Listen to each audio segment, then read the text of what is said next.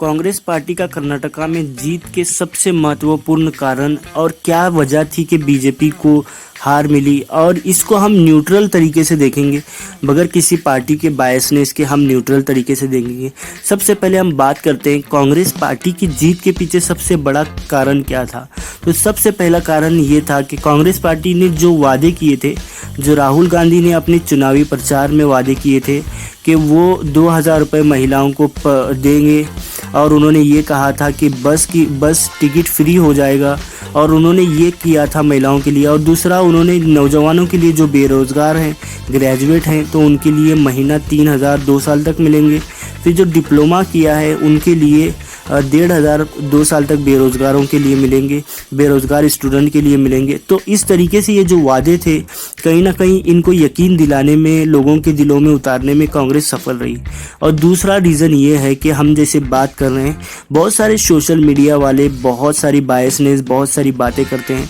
तो सबसे पहले हम दूसरे रीज़न की बात करें तो हिंदू वोटर्स का बंटना। हम जैसे सुनते आ रहे कि कर्नाटक में 85% हिंदू हैं और बाकी जितने लोग हैं वो जो है अलग कम्युनिटी से आते हैं। तो इस तरीके से ये बहुत सारी बातें आ रही है। तो अगर हम बात करें तो कांग्रेस खुद एक हिंदू पार्टी है, इसको वो न्यूट्रल होने की कोशिश करती है, मगर बेसिकली तो वो हिंदू पार्टी ही है। बीजेपी खुद एक हिंदू पार्टी है, क्योंकि राहुल गांधी, प्रियंका गांधी, खुद सोनिया गांधी ये हिंदू ही हैं। और जैसे हम बीजेपी की बात करें तो खुद नरेंद्र मोदी जी हिंदू हैं।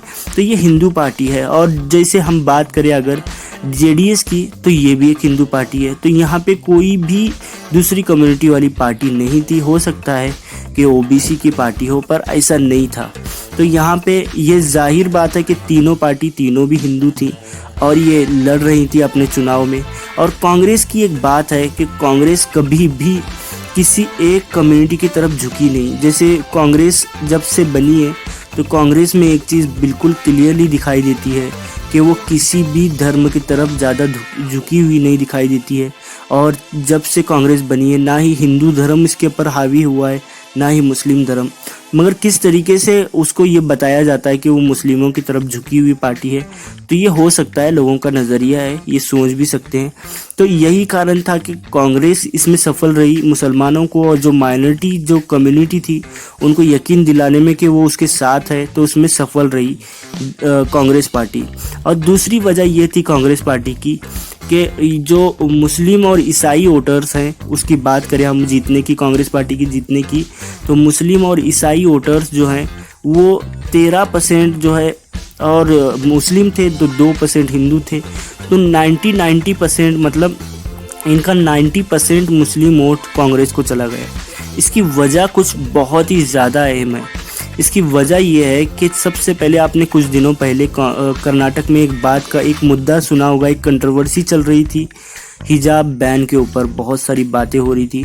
तो उस टाइम जो सरकार थी, बीजेपी की ही सरकार थी कर्नाटका में, तो वो सरकार के शिक्षा मंत्री हैं बीसी नागेश ने एक ऐलान किया था कि स्कूलों में जो है हिजाब को बैन करने की उन्होंने कोशिश की थी।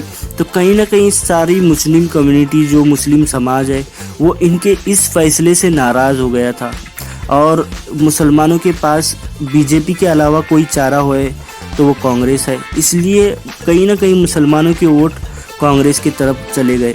और दूसरी वजह यह है कि जिस तरीके से बेरोज़गारी और जिस तरीके से जो महंगाई है, वो भी सबसे बड़ा मुद्दा रहा कि मुस्लिम वोटर्स कांग्रेस की तरफ रहे और वो कुछ चेंजेस चाहते होंगे। और हिंदू वोटर्स भी कांग्रेस की तरफ झुके रहे। और तीसरी वजह यह है कि मुस्लिम आरक्षण के बारे में, जो मुस्लिम आरक्षण 4% था, उसको बीजेपी ने ख़त्म करके 2% कर दिया था। कांग्रेस ने 4% करने का वादा किया था। तो इसके ऊपर भी कहीं ना कहीं मुस्लिम वोटर्स कांग्रेस की तरफ झुके हुए नज़र आए। और चौथी बात ये थी, बीजेपी किसी मुस्लिम मतलब व्यक्ति को इलेक्शन के लिए टिकट नहीं दे पाई थी। कहीं ना कहीं ये रीज़न लगता है कि ये किसी एक धर्म की तरफ झुकाव है, किसी एक धर्म को दे नहीं रही टिकट।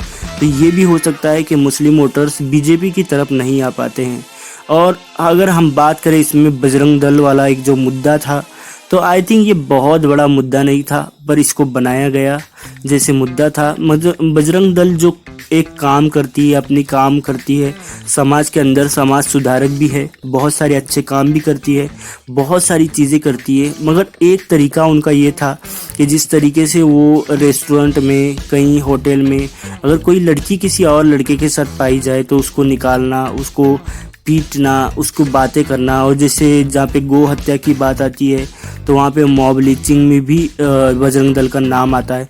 पर वो जो लड़की के बारे में वो अपनी सेफ्टी की चीज़ें कर रहे हैं, वो अपने समाज की लड़कियों को बचाने की कोशिश कर रहे हैं, पर उनका तरीका गलत नज़र आ रहा है कहीं ना कहीं। आई थिंक ये भी वजह है कि जो वोटर्स हैं वो यहाँ पे कुछ नहीं कर पाए, ना ही बजरंग दल के सपोर्ट में नज़र आए। तो गाइज़ यही सारी वजहें थी जो बजरंग दल और बजरंगबली के बारे में जो बातें चल रही थी। तो ये सारी चीज़ें थी, ये इतनी बड़ी कंट्रोवर्सी तो नहीं थी। तो गाइज़ मेरे वीडियो को अगर आपको ये सारी चीज़ें समझ में आई हो तो वीडियो को लाइक ज़रूर करना, सब्सक्राइब ज़रूर करना और बेल आइकन को ज़रूर दबाना। हम और इसी तरह